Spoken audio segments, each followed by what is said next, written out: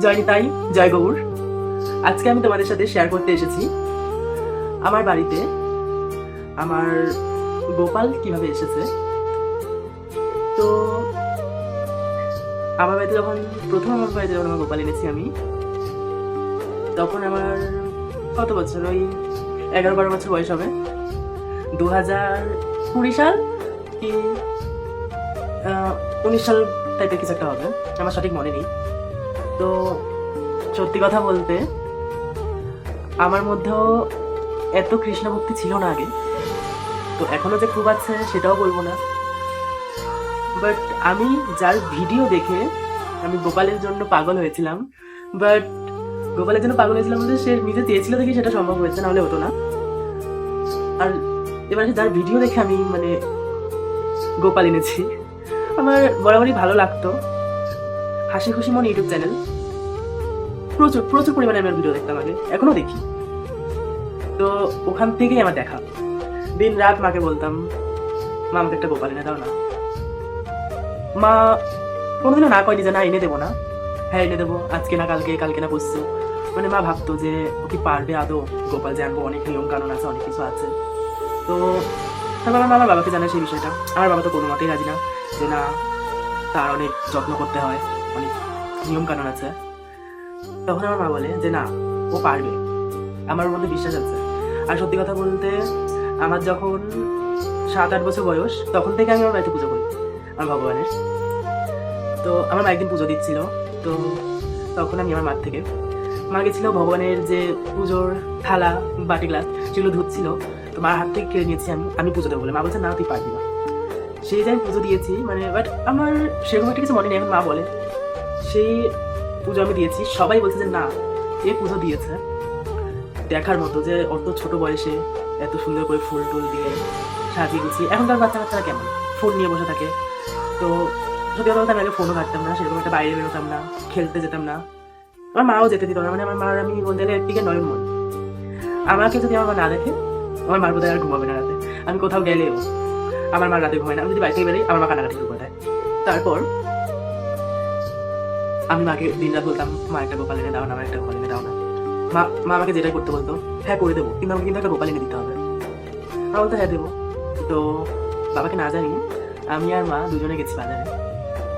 তো যাওয়ার পর মানে তখন তো আর অতই ছিল না যে আন্দাজও করতে পারিনি কত নেবে না নেবে। তো যদিও বা ভগবানের কোনো মূল্য হয় না, বলতে নেই বিশেষ করে। তো তারপর আমি আর মা দুজনে অনেক এক এক করে দেখছি কোনটা নিলে বেশ ভালো হবে, কোনটা পছন্দ করছি, পছন্দের তো বিষয় আছে না। তো এক- আমার গোপালকে যখন আমি দেখলাম, আমি যত বড়ই দেখি না কেন, যত ছোটই দেখি, যত বড়ই দেখি, কোনোটাই আমার মন হচ্ছে না, আমার ওটাই লাগবে, আমার এমন একটা বিষয়। তো তারপরে ওটাই আমি নেবো। আমার মা বলছে নেবো যখন একটু বড় সড়ো দেখে নেবো, বলছি না আমি ওটাই নেবো, আমি ওটা না নিয়ে আমি আসবোই না। দেন আমি ওকে নেই, তারপর আমি ওকে আমার বাড়ি আনি যথারীতি। তো যদিও বা আমি ওনাকে বাড়ি আনার মতো আমার সামর্থ্য নেই, তিনি চেয়েছেন দেখেই হয়েছে, আমি সেটা বরাবর মনে করি। তো তারপর বাড়ি এনে যেমনভাবে দেখতাম ইউটিউবে হাসি খুশি মনে পঞ্চামৃত দিয়ে স্নান করাচ্ছে, গা মুছিয়ে দিচ্ছে, তারপর শয়ন দিচ্ছে বিছানায়। আমি যদি এসব সেবার কাজ শিখে থাকি, আমি ওর কাছ থেকে শিখেছি।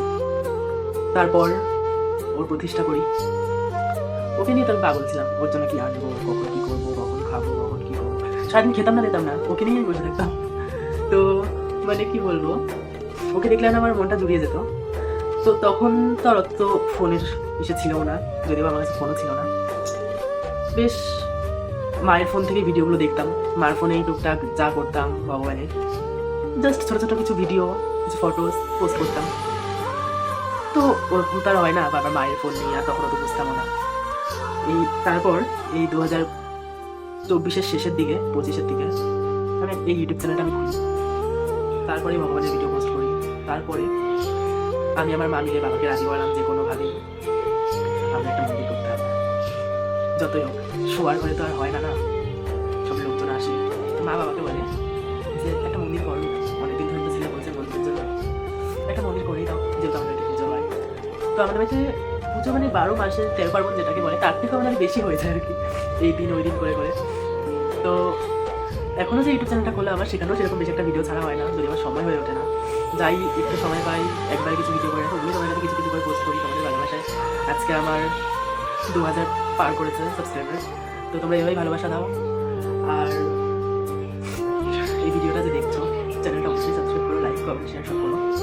2024-এ আমাদের মন্দিরে কাজ হয় শ্রাবণ মাসের দিকে। 45 দিনের মধ্যে মন্দির রেডি করে, কমপ্লিট করে, রং করে, সব কিছু করে, টাইলস ফাইলস বসিয়ে ভগবানের বিদ্রোহ আনি বাড়িতে রাধা অষ্টমীর দিন। সেই দিকে আমার বাড়িতে এই পুজো। তো তোমাদেরকে একটা কথাই বলবো, ভগবানের নাম করো। ভগবানের নামের মতো শান্তি না কোথাও পাবে না। এই কৃষ্ণ নামের যা শান্তি, আমিও আগে ভাবতাম কি হয় এগুলো, কি লাভ এসব করে। কিন্তু সত্যি কথা বলতে মানে কি বলবো, আমার বাদ করে দেবে একবারও না দেখি না, আমার কি বলবো, এত মনটা খারাপ হয়, এত মনটা খারাপ হয়। আমি যখনই আমার মন খারাপ হয়, আমি আমার ফোনের গ্যালারি খুলে আমি আমার মাধবের ফটো ভিডিওগুলো দেখি। আর বাড়িতে থাকলে তো কোনো কথাই নেই, মন্দির আছে আমার বাড়িতে। চিন্ময় বিদ্রোহ, পিতলেরও আছে, বাট চিন্ময় বিদ্রোহটা বড়, পিতলের ছোট। তো অনেকে বলে নাকি চিন্ময় বিদ্রোহ 1 বছরের বেশি রাখা যায় না। তোমরা যদি জেনে থাকো যে এটা কি ঠিক, যে 1 বছরের বেশি রাখা যায় না বা কিছু, সেটা আমাকে জানিও। কেননা এই যে দেখতে দেখতে একটা বছর ঘুরে যায়। এই যে পুজোর আগের দিন যে মাধবকে মানে মন্দির থেকে বার করার পর বুকের পাঁজরটা যেন ভেঙে যায়, কি বলবো, মানে এত কষ্ট হয় বলার বাইরে। নিজের হাতে সবকিছু করি ভগবানের, শৃঙ্গার থেকে শুরু করে সবকিছুই, সেই কারণে হয়তো আমার একটু বেশি কষ্ট হয়। আমি এবার ঠিক করেছি যে আমার বাড়িতে এবার যে বিদ্রোহটা আছে তাকে এবছর মানে চেঞ্জ করবো না। 2027-এর দিকটা মানে চেঞ্জ করতে পারি আর কি। আর তোমাদের আরেকটা কথা বলি, আমার বাড়িতে রাধা অষ্টমীর দিন বাৎসরিক পুজো হয়। তোমাদের সকলের আসার আমন্ত্রণ রইল, সকলে এসো, খুব খুব মজা হবে। সবাই আমাকে বেশি বেশি করে সাপোর্ট করো, ভালোবাসা দাও, যেন আমি এভাবেই আরও এগিয়ে যেতে পারি, ভগবানের নাম এভাবেই আরও সোশ্যাল মিডিয়া প্ল্যাটফর্মের দ্বারা আরও অনেক দূর পর্যন্ত পৌঁছাতে পারি। আমার একটাই ইচ্ছে যে আমি ভগবানের নাম বিলাবো। জানি না কতটুকু কি পারি, আমি চেষ্টা করছি। ওই যে বলে না, কৃষ্ণ নামে চলে যে জনা, অসাধ্য সাধন করে সে জনা। তো সে যদি চায় সব হবে। এবার পুজোতে জানি না কি করতে পারবো, একটু অর্থের দিক দিয়ে একটু সমস্যা আছে সেই কারণে।